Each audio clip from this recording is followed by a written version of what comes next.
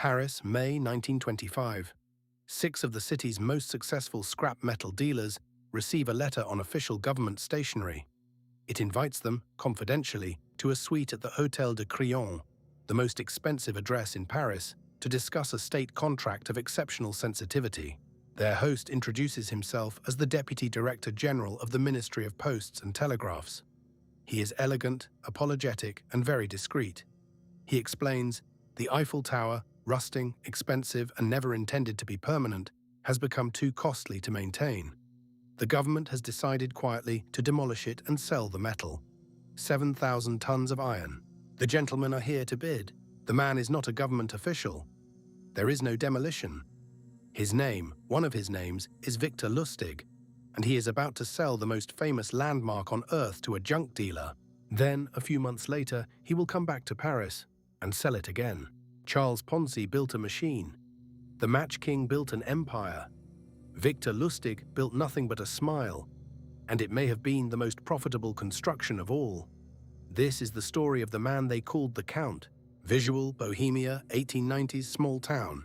Victor Lustig is born in 1890 in a small town in Bohemia, in what is now the Czech Republic.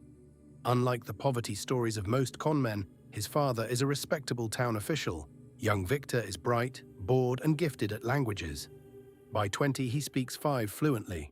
School gives him one more gift, a dueling scar down his left cheek, which he will later explain, depending on the audience, as a war wound, an affair of honor, or the mark of an aristocratic youth. It makes the Count Lustig story very easy to believe. His first hunting ground is the Atlantic itself. The great ocean liners between Paris and New York carry a floating village of rich, bored passengers, and Lustig works the first-class lounges as a cultured European nobleman who happens to enjoy cards. 5 days at sea, a new city at the end, and no forwarding address. It is the perfect classroom, and he graduates with honors. On land, his masterpiece product is a small mahogany box. The Romanian box, he calls it, a device, he confides, that duplicates currency. Feed in a genuine $100 bill and a sheet of blank paper. Wait 6 hours for the chemical process, and out come 2 identical genuine bills.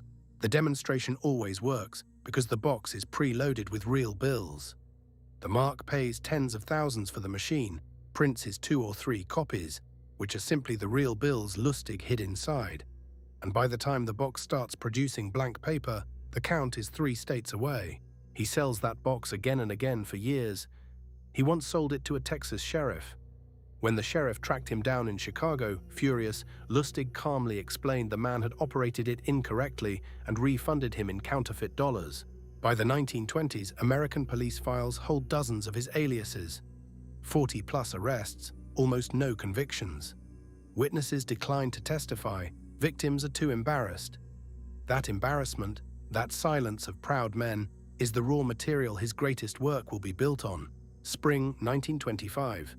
Lustig is in Paris reading the newspaper when he finds his masterpiece in a small news item. The Eiffel Tower is aging badly, repainting alone costs a fortune, and the city is debating whether maintaining it is worth the money. Some Parisians, the article notes, think it should simply be torn down. Most people read that and turn the page. Lustig reads it and sees a business plan, complete in a single paragraph. Because the article has done his hardest work for him, it has made the unbelievable sound plausible. He commissions a counterfeiter to produce official ministry stationery, appoints himself Deputy Director General, and writes to 6 carefully chosen scrap dealers. Not the biggest firms, the hungry ones. Men rich enough to pay, new enough to be flattered by a secret government summons. At the Crillon, he is magnificent. The secrecy, he explains, is regrettable but necessary. Imagine the public outcry if this leaked before the contracts were signed. He takes the dealers by limousine to the tower itself, strolling the site like a man who owns it, pointing out corrosion with a proprietor's sigh. And he watches. Because the tour isn't for them. It's for him. He is selecting his victim. He chooses André Poisson, ambitious, provincial, desperate to break into the Parisian establishment. And then Lustig adds the touch that separates the artist from the amateur. He takes Poisson aside and confesses, shamefacedly, that he is a poorly paid civil servant, and that ministers, you understand, expect certain considerations. A bribe. The demand for a bribe is the most reassuring thing Poisson has ever heard. Crooked officials don't feel like con men. They feel like the real government. Poisson pays the contract price and the bribe on top. The number is never established precisely. The whole affair is hushed, but it is believed to be well over 1 million francs. Lustig is on the train to Vienna within hours, carrying a suitcase of cash. And then nothing. No police bulletin. No newspaper scandal. Poisson is so humiliated that he swallows the entire loss rather than admit publicly what he paid for, which Lustig had calculated from the beginning. The silence is so total that a few months later Victor Lustig returns to Paris, prints fresh stationery, summons 6 new scrap dealers, and sells the Eiffel Tower a second time. The second mark eventually smells the con and goes to the police. Lustig escapes by hours, and the tower's price list finally closes at 2. America, prohibition. Lustig crosses the Atlantic toward the loudest money on earth, and in Chicago, he does something that should be impossible. He chooses as his next mark Al Capone. Understand the stakes. Capone is not an embarrassed junk dealer. Capone solves embarrassment with firearms. Every con man in America gives his organization a wide berth, which is exactly why Lustig walks straight in. He offers Capone a private investment, $50,000, doubled in 60 days through a stock operation. Capone, intrigued by the elegant count, hands over the cash, with the obvious unspoken terms attached. Here is what Lustig does with Al Capone's $50,000. Nothing. He puts it in a safe deposit box and goes to New York for 2 months. Then he returns to Chicago, walks back into the lion's den, lays the entire $50,000 on Capone's desk, and apologizes. The deal regrettably fell through. Every dollar returned. The room allegedly goes very quiet, and then Capone, moved by the honesty of this refined European gentleman, down on his luck, peels off $5,000 as a gift. $5,000 for doing nothing but proving himself honest to a man nobody dares to con. Lustig later called it the finest money he ever earned. The scheme wasn't a stock deal. The scheme was the refund. He even wrote the method down. The 10 commandments of the con attributed to Lustig read like anti-sales training. Be a patient listener. Never look bored. Wait for the other person to reveal their politics, then agree. Let them reveal their religion, then share it. Never boast. Just let your importance be quietly obvious. Read that list again and notice something uncomfortable. It is also a perfectly good instruction manual for becoming beloved. The Romanian box was theater.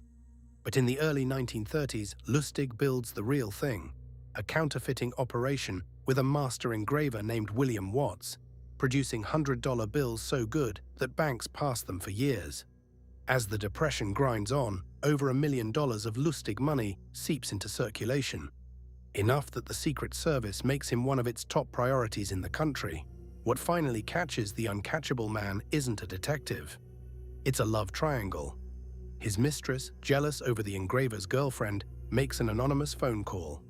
In May 1935, federal agents corner him on a Manhattan street. In his coat, a key to a Times Square locker holding printing plates and 51,000 counterfeit dollars. Even then, he isn't finished. The day before his trial, Victor Lustig, held on the 3rd floor of the federal detention headquarters in New York, cuts through his cell bars with a smuggled blade, climbs out the window on a rope of knotted bedsheets, and when passers-by look up, calmly pretends to be a window washer, wiping the panes as he descends. Then he bows and vanishes into the crowd. 27 days later, they retake him in Pittsburgh. He pleads guilty, his first and only conviction, and is sentenced to 20 years to be served in the brand-new escape-proof island prison in San Francisco Bay, Alcatraz. The Count spends a decade on the Rock, quiet and courteous to the end. In 1947, he dies of pneumonia in the prison hospital at Springfield, Missouri.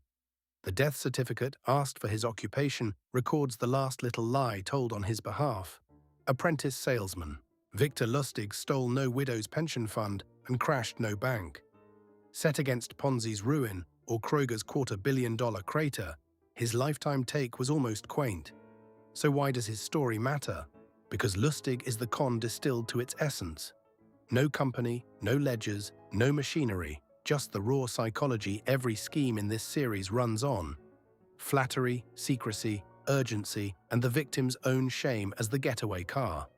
Every phishing email in your inbox is a crude photocopy of the crayon letter. The tools got digital. The Count's method never aged a day. The playbook. What the Count adds to the manual. Rule 1. The mark must feel chosen. A secret invitation closes more sales than any promise. Rule 2. A bribe reassures better than a contract. Crooked officials don't feel like con men, they feel like the real government. Rule 3. Shame is the getaway car.